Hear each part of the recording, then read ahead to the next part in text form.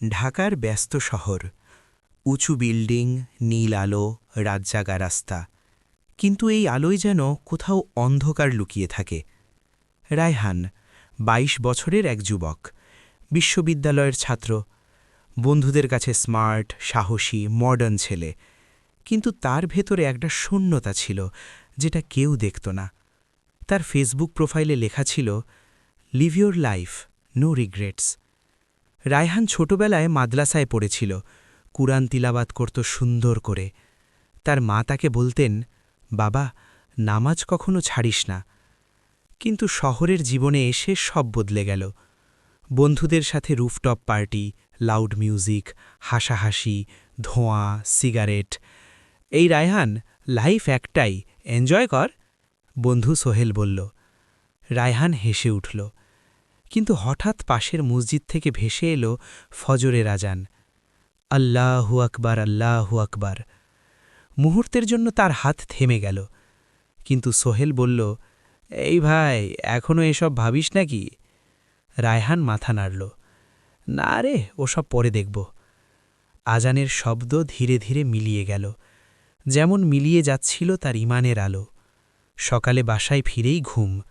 দুপুরে মায়ের ফোন, বাবা, নামাজ পড়েছিস? রায়হান বিরক্ত স্বরে বলল, মা প্লিজ এখন এসব নিয়ে লেকচার দিও না। ওপাশে নীরবতা। মা শুধু বললেন, আমি শুধু চাই কিয়ামতের দিন তোকে হারাতে না হয়। এই কথাটা তার মনে একটু আঘাত করল, কিন্তু সে দ্রুত মন থেকে সরিয়ে দিল।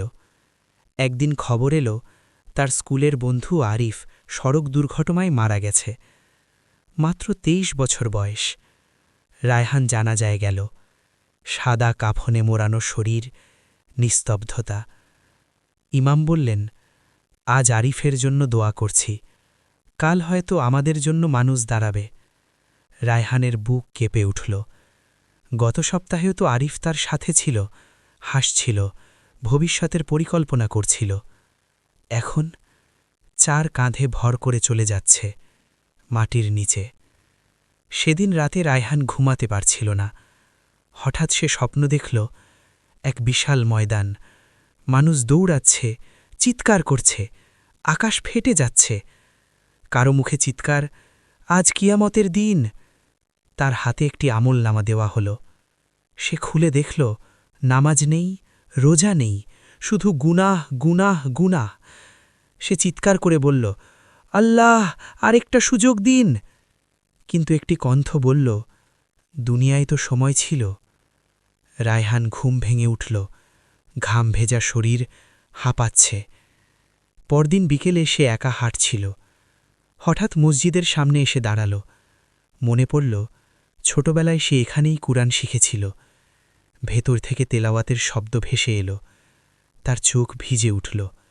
সে ধীরে ধীরে মসজিদের ভেতরে ঢুকল। রায়হান কি সত্যিই বদলাবে? তার সামনে কি অপেক্ষা করছে? বন্ধুরা কি তাকে ছাড়বে, নাকি শয়তান আবার টেনে নিয়ে যাবে?